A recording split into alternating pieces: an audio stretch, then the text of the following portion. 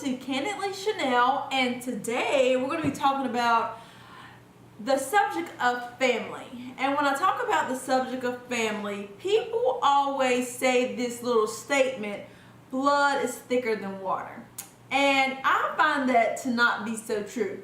Now, granted, people have, good relationship with their family where everybody gets along, like everybody supports everybody. But then, you have those families where that's just not always the case. And I have found that some of my friends know me better and are closer to me than my own family. And people always be wanting to say blood is thicker than water and family over everything.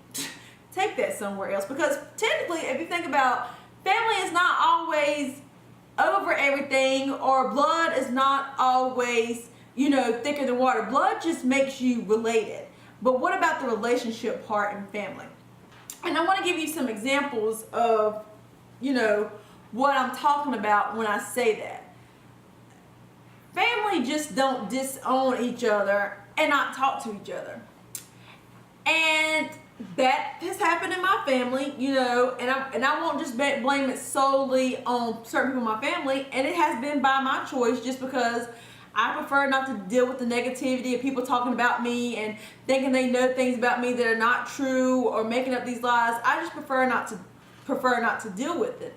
But let me give you some examples of what I'm talking about.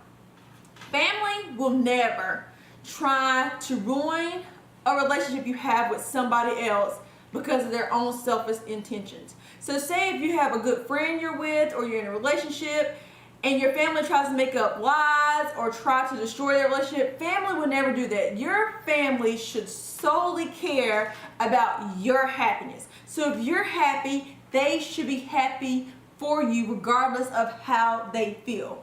And family, sometimes think they have the best interest at heart, but they're really doing more harm and damage than they are good. Another example, if you are gay, your family should not disown you because you're gay. Who made them God and said that you're the one to judge me because I'm gay? And I find that people, and that's why you think people, it's so hard for gay people to come out and tell, or they live in the closet, is because they don't want to shame their family. Well, honey, if you're gay, be proud and stand on your 2 feet and be gay. Your family should support you regardless if you're gay or not. I mean, you don't have to like the fact that they're gay or agree to it, but why disown your family member and not talk to them anymore because they're gay? Especially if you're a mother and father, like, this is the child you made and gave birth to, but you want to disown them because they're gay and you're not happy with their lifestyle. There's a lot of things I'm not happy about with certain people in my family, or the things they do, but I'm not going to disown them and say I'm not going to talk to them because of a lifestyle that they want to live. I may not agree with it, and I don't have to put myself to be in that environment with them when they're doing their acts of Congress or whatever it is they're doing, but I'm not going to disown them because of that. Or another thing, I've had friends who dated outside their race, and their family disowned them because they dated outside their race. Why are you going to disown your child or somebody in your family because they're dating somebody that's not the same color as they are? Why? Like, what is the point in doing that? Like, they're supposed to be your family. You're supposed to want to support them regardless, but yet you want to disown them because they want to date outside their race. Or, family wants to give you another example. Sleeping around with, say, your sister's boyfriend. I mean, family doesn't do that. Family should never be conniving or jealous of you or going behind your back and doing stuff. Family shouldn't be talking about you behind your back, or doing things to cause you harm. But no, everybody wants to put this emphasis on blood is thicker than water, and family over everything. I feel like family sometimes can be your worst enemy, and that's just the God honest truth. You think that family will love you unconditionally and support you in your lifelong desires regardless if they agree with you or not, but that is not always the case. And it really is a shame, because I feel like family should be built upon foundation, love, caring, support. and being a committed family, and that's not always the case. I've seen families being tore apart because, one person done things wrong, or, it's sad. It really is sad. And you think about the things that, when you have these families, like these people, we share the same bloodline, the same DNA, and we don't even speak to each other. Sometimes that is the case for whatever reason it may be.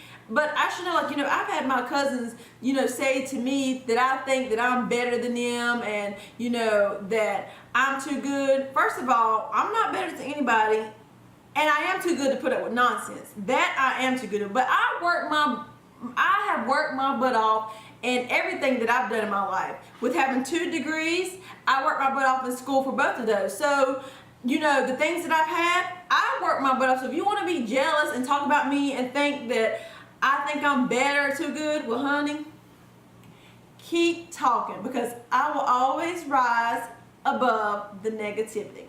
Point blank and simple. And it's just a shame, and I tell people, I seen this quote where somebody was like, not talking about friends.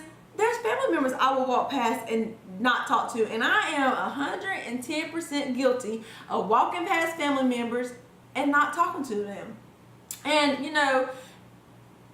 it just kills me to see how small things can tear families apart. But sometimes you just have to accept that. Like, I accept the fact that I'm not close, or that I don't talk to some people in my family. I have accepted that, and I am okay with it. I really am okay with it, because at the end of the day, it's not going to stop me from progressing and doing what I want to do in life.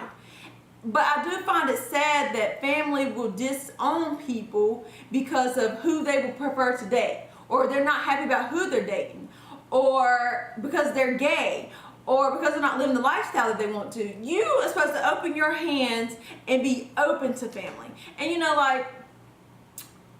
might have a family member who likes to milk the death out of everybody, who's always got their hands out, wanting money, or always needing something. And it's hard to deal with. It can be hard to deal with that type of situation. But at the end of the day, they're still your family. You can never change who is your family. You can never change who you share the same bloodline through. But to me, it really is sad. And I take full responsibility in my part of not having relationships with certain people in my family. I will take my part of that responsibility, but it's something that I chose to do. It ain't that I didn't try, but it's just different when you've grown up and become this whole different person, and they've done these things to you. It's like, do I want to drag myself back into that negativity? And it does sadden me sometimes when I think about the relationship, what we used to have where things were cool, and where we are now. Could I decide to fix it? Yeah, but I prefer not to. Just the choice that I prefer not to, because, as they say, if it's not broke, don't fix it. And nothing's really broken when it comes, nothing is really broke with how it is. So I just rather leave it as is. And, and it is sad because, some of my families have missed out on some of the greatest accomplishments I've had in my life. And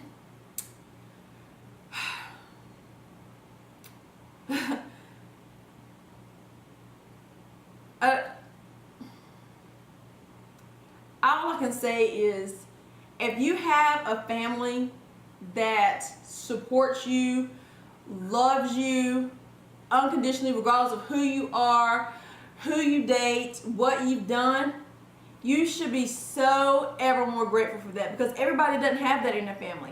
Everybody doesn't have that mom they can go to and talk to and have that relationship with. Everybody doesn't have that dad that they can go hang out with and look up to and tell them about their dates and go eat dinner with. Everybody doesn't have that sister that they can talk to and tell anything with without thinking the sister's going to be jealous or, envious of them. Everybody doesn't have that brother that they can go talk to without being afraid of that he might do something to them. Everybody might not have that grandmother who just looks at them with joy and be so proud that that's their grandchild and support them. Like, everybody doesn't have that in their family. And there are a few people who do have that in their family, and they should be oh so grateful for that experience, you know. Because there are times when I wish that particular people in my family, we had that relationship. But you know, sometimes once things have been broken, it's just left to be, it just needs to be left that way.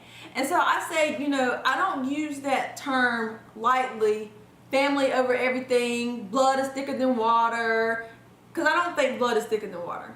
I don't think blood is thicker than water. You know, I look at it as oil and water together, and it don't mix. And I am thankful to have friends who I have adopted as my family, you know, who have supported me, you know, been there for me, you know, may not always agree with the things I do, you know, but they're there for me because they truly and honestly care. And it's sad to see families be destroyed with people who, you know, you've looked upon, or not looked upon, but looked up to, and that whole relationship gets demolished by simple things or because what people can do. Because it can be hard to mend family relationships that have been broken with long histories of things, and, you know, trying to fix that. And I mean, it's seen all the time. And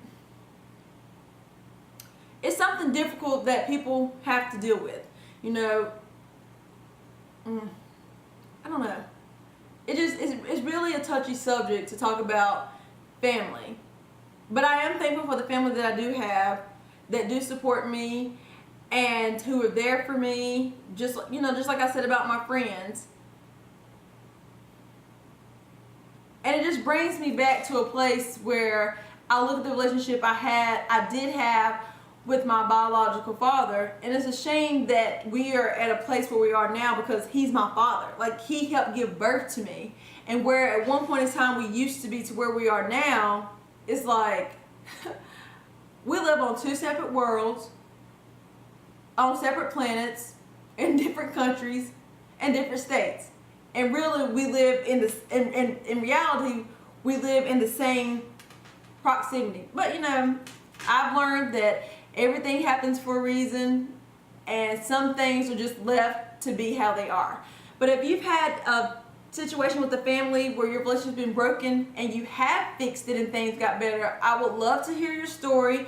I think it's inspiring to people who have had dysfunctional relationships with people in their family to see, you know, if you choose to want to mend that relationship, how things can work out. So you can post it down in the discussion, or you can email me at autumnchanel87@gmail.com. And now it's time for the what should I do question of the day. Let's see what we have. All right. This comes from SS. The question is, there's a guy that I work with and I would like to go on a date with him, but I don't ask men out. I think he likes me. What should I do? I don't even mean to laugh. Hold on. So, I just think it's a cute question. If you think he likes you, then, hold on. Excuse me. If you think he likes you, then maybe you should flirt with him to get a feel. Because I think if you flirt with him enough and he gets the impression that you like him, then maybe he will ask you out. But I personally don't think you should date somebody that you work with, because one, I think it becomes a conflict of interest in the workplace and can cause problems that you didn't foresee to happen. And then what if y'all break up? Then you're going to work every day miserable, going to work because your ex-boyfriend is there and people are talking about it. So me personally, I wouldn't date nobody that I work with, just because I don't think finding your soulmate or somebody you want to date necessarily at the workplace is something that should be done, just because there are the chances of things not working out, and it can end badly, and then every day you got to be at work with this same person every day.